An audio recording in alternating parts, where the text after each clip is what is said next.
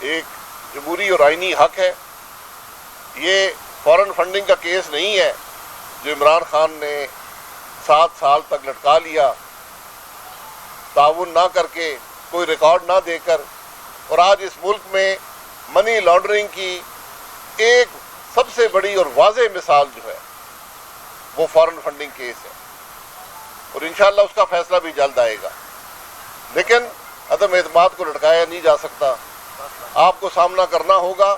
ہمت ہوتی تو پہلے دن ہی کہتے ہاں اجلاس بلائیں اور میں اپنے ممبران کو 172 اراکین کو پیش کرتا ہوں.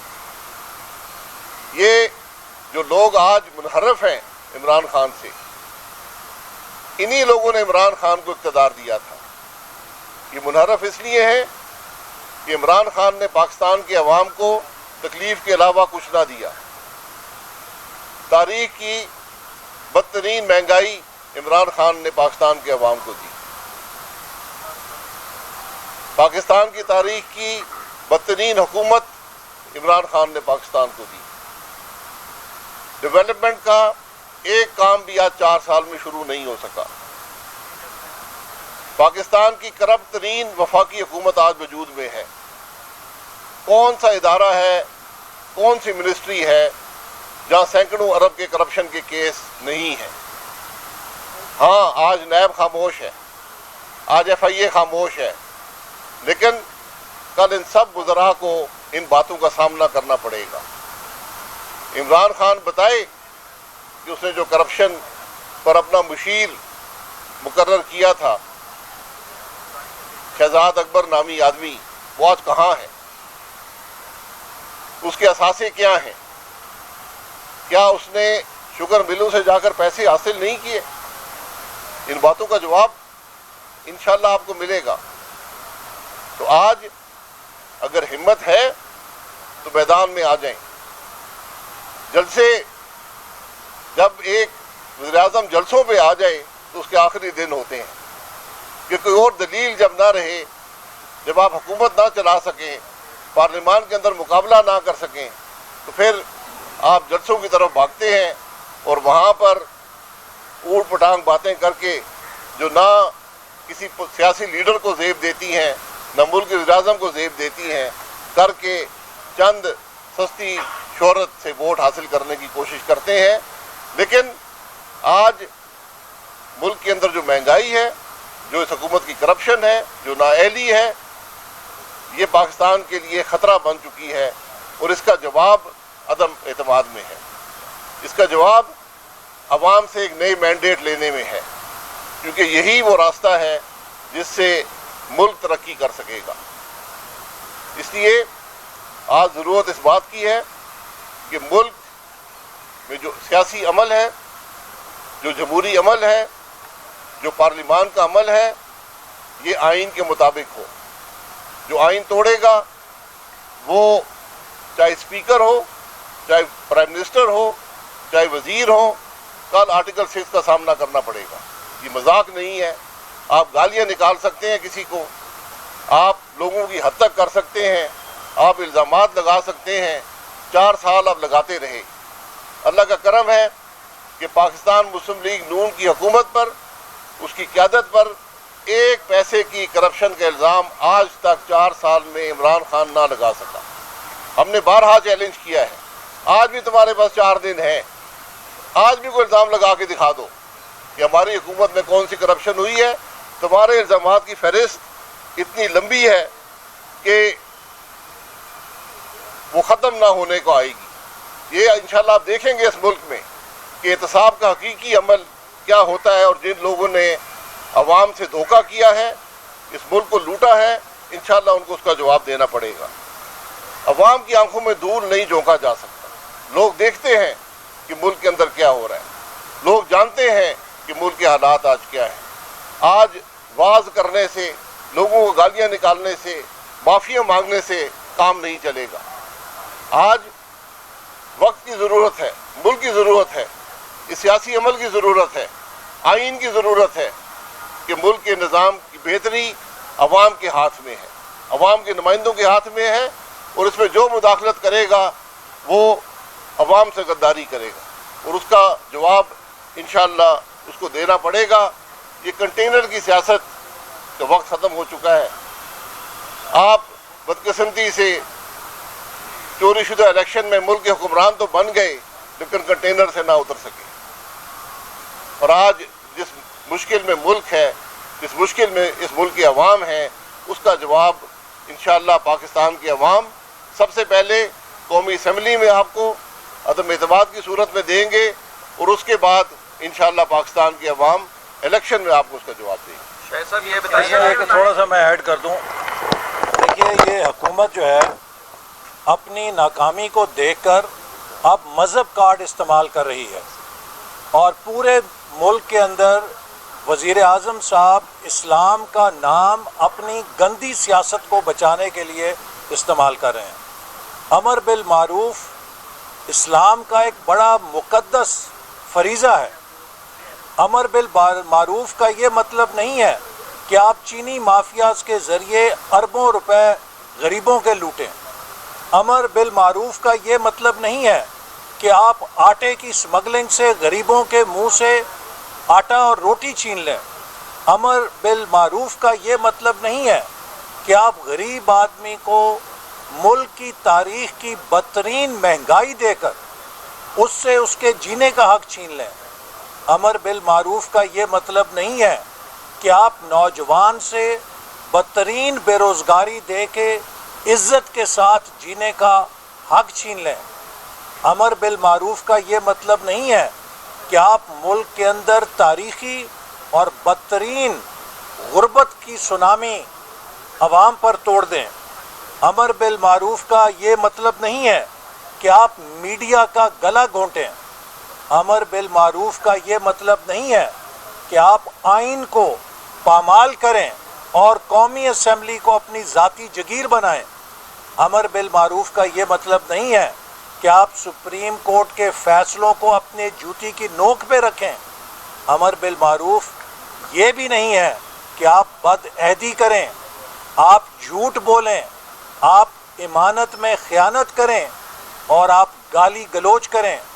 امر بالمعروف یہ بھی نہیں ہے کہ آپ اپنے ملک کو اپنی نالائکی اور نااہلی کی وجہ سے بدترین قرضوں کے بوجھ کے اندر جکڑ کے اس کی خود مختاری داؤں پہ لگا دیں. یہ دین کا ایک بڑا مقدس فریضہ ہے. عمران نیازی صاحب اپنی ناکامیوں کو، اپنی شکست کو چھپانے کے لیے مسلمانوں کے عقیدوں سے نہ کھیلو. ہم سب مسلمان ہیں اور تم کوئی ہم سے بڑے مسلمان نہیں ہو. اپنی کارکردگی کی بات کرو. آؤ آ کے قوم کو بتاؤ کہ تم نے مہنگائی میں کتنی کمی کی ہے. قوم کو بتاؤ تم نے کتنا روزگار دیا ہے. قوم کو بتاؤ کہ سب کے سامنے مودی کشمیر کو اچک کے کیسے لے گیا اور تم خاموش تماشائی بنے رہ گئے. قوم کو یہ بتاؤ کہ تاریخ کی سب سے بڑی کرپشن کی درجے بندی تمہاری حکومت کو کیوں ملی ہے. یہ تحریک عدم اعتماد اس بارے میں ہے، یہ تمہاری نااہلی کے بارے میں ہے، تمہاری نالائکی کے بارے میں ہے، تمہاری ناکامیوں کے بارے میں ہے. اس کا نہ امر بالمعروف سے کوئی تعلق ہے، نہ اس کا نہی عن المنکر سے کوئی تعلق ہے. اس کا تعلق ہے کہ ایک ایسے شخص کو جس نے جھوٹے وعدے کیے، قوم کو گمراہ کیا، ملک کے اندر فساد پیدا کیا، جب اس کی ناکامی کھل کر آ گئی تو اس کو ووٹوں کے ذریعے، جن ووٹوں سے وزارت عظمیٰ کا ووٹ لیا تھا، اگر اب وہ ووٹ تمہیں وزارت عظمیٰ سے ہٹا رہے ہیں تو چیختے کیوں ہو. گھبرانا نہیں ہے، صبر کے ساتھ اپنی شکست قبول کرو.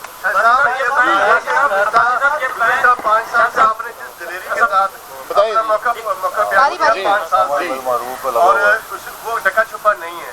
آپ نے ہمیشہ ووٹ کی عزت کی بات کی، لیکن جو سندھ ہاؤس میں ہوا آپ سمجھتے ہیں وہ ووٹ کی عزت ہے؟ سندھ ہاؤس میں کیا ہوا؟ سندھ ہاؤس میں حملہ کیا گیا. یہ ہوا ہے سندھ ہاؤس میں. قومی اسمبلی کے ممبران ہیں، میں اپنے گھر میں رہتا ہوں، کچھ پارلیمنٹ لاجز میں رہتے ہیں، کچھ ہوٹلوں میں رہتے ہیں، کچھ سندھ ہاؤس میں رہتے ہیں، کچھ پنجاب ہاؤس میں رہتے ہیں. یہ ان کی رہنے کی جگہ ہے، اس میں کیا مشکل ہے؟ वैसे वो जलील शक्कुरी वाला मंजर तो याद है पूरी कौम को, पंजाब असेंबली में जो हुआ था, जो लोटे उनके सर पे रखे गए थे, ये बात तो वही पूछ रहे हैं। जी, बात उसमें फ़र्क है। वो लोग अपोजिशन छोड़कर इक़्तिदार में जा रहे थे मुफाद के लिए। यहाँ पर लोग इक़्तिदार को छोड़कर अपोजिशन के साथ अदम एतमाद में शामिल होना चाहते हैं, उस शख्स से निजात के लिए जिसको उन्होंने वोट देकर बनाया था, और उस अमल के लिए वो अपनी सीटें भी कुर्बान करने को तैयार हैं। ये बड़ा फ़र्क है। इसीलिए अदम एतमाद का निज़ाम जो है वो आइन में रखा गया है कि जब हुकूमत के मेंबरान ये महसूस करें कि हमारी हुकूमत नालायक है, नाकाम है, करप्ट है, अवाम को तकलीफ दे रही है, तो उसे निजात हासिल कर सकते हैं। शायद साहब ये बताइए, एक तो कुछ इदारों के खिलाफ पीटे, ट्रोल्स ने बाकायदा सोशल मीडिया पर मुहिम शुरू कर दी है कौमी इदारों के ऊपर, और इतनी शिद्दत से मुहिम चलाई जा रही है कि जूते मारेंगे, जीतेंगे। एक तो इसके बारे में आप क्या कहते हैं? दूसरा सर ये बता दें कि स्पीकर ने अपने जो आज आर्डर जारी किया उसमें कहा है कि चूँकि OIC कॉन्फ्रेंस है, तो सर OIC कॉन्फ्रेंस तो 14वें दिन जाके है, उससे पहले तो 14 दिन में तो ये किसी वक्त भी बुला सकते थे, दूसरे दिन बुला सकते थे, तीसरे दिन बुला सकते थे। उसके बारे में आप क्या कहते हैं? वो तो आइन की उसको तो आइन नहीं रोक रहा था। देखिए, स्पीकर का जो अमल है मुकम्मल बदनीयती पे मबनी है, इसमें कोई दो राय नहीं है। स्पीकर पहले दिन से जानिबदार था, आज भी जानिबदारी का मुजाहरा कर रहा है, और मेरी उनसे दरख्वास्त है कि अगर आपको इज़्ज़त की परवाह नहीं है, अपनी इज़्ज़त की परवाह नहीं है, असम्बली के वक़ार की परवाह नहीं है, लेकिन आइन की परवाह तो कर लें। आइन, कानून, असम्बली के रूल और रवायात देख लें, उसकी पासदारी करें, वरना ये मुल्क आपको माफ़ नहीं करेगा। और पहला हिस्सा सर कौन सा? पहला वो इदारों के खिलाफ जो मुहिम, इदारों के खिलाफ मुहिम जो सोशल मीडिया पर चलती है, इदारे खुद उसका जवाब दे देंगे। लेकिन ये PTI की रवायत रही है, जिस मुल्क का वज़ीर-ए-आज़म दूसरों को गालियाँ निकालता हो, उनकी हतक करता हो, इल्ज़ामात लगाता हो, धमकियाँ देता हो, तो उसके पैरोकार भी वही काम करेंगे। तो अब वो किसी का न एहतराम इस जमात के अंदर है, क्योंकि वो अपने वज़ीर-ए-आज़म का पीछा करते हैं। तो ये गालियाँ वो देते रहेंगे, लेकिन जो हकीकत है वो पाकिस्तान के अवाम पे आया हो चुकी है। नवाज शरीफ अदम एतमाद में तहरीक से दुबई पाकिस्तान आने का ऐलान कर सकते हैं, आपके पास क्या इतलात है? दूसरा ये कहिएगा कि साथियों ने इमरान खान को मशवरा दिया है कि दूसरी पार्टियों को लाया जाए, अगर ऐसी कोई सिचुएशन बनती है तो ऑपरेशन का क्या किरदार है? ये आपने मुझे इतला दे दी है नवाज शरीफ साहब की, तो मैं पता कर लेता हूँ, मुझे इतला नहीं है। नवाज शरीफ साहब इलाज करवा कर आएंगे, इत्तेहादी मशवरा उनको दें, उनका अपने इत्तेहादी हैं, लेकिन वो भी उनका साथ छोड़ चुके हैं, वो भी आज तंग हैं, वो भी हुकूमत का बोझ नहीं बर्दाश्त कर सकते। शाह साहब ये बताएं कि आप स्पीकर पे जानबदारी का इल्ज़ाम तो लगा रहे हैं, लेकिन क्या वजह है कि अपोजिशन ने स्पीकर के खिलाफ अदम एतमाद का जो ऑप्शन है वो ड्राफ्ट किया, इस पे बहस भी हुई, लेकिन उसको ऑप्शन को लेके नहीं आए आप क्या? मसला हुकूमत से निजात का है, तो ये अदम एतमाद जो है वो प्राइम मिनिस्टर के खिलाफ किया गया है, बाकी तो सब उसके मोहरे हैं। वैसा किसी के साथ जो है क्या आर्टिकल 6 का मुकदमा दर्ज किया जाएगा, दायर करवाया जाएगा जब भी नून लीग आती है स्पीकर के खिलाफ? अगर स्पीकर आइन को तोड़ता है, कानून उसने तोड़ा है, अभी भी तोड़ा है, रेजोल्यूशन जो है वो सर्कुलेट नहीं किया गया, सिर्फ चंद अफराद को किया गया। कानून कहता है कि फौरी तौर पर आपने सर्कुलेट करना था, 14 दिन के अंदर इजलास बुलाना था। ये आइन कहता है, मैं नहीं कहता, आइन कहता है कि जब इजलास रिक्विजिशन हो 14 दिन में बुलाना पड़ता है। अगर वो नहीं बुलाएंगे तो आइन को तोड़ेंगे।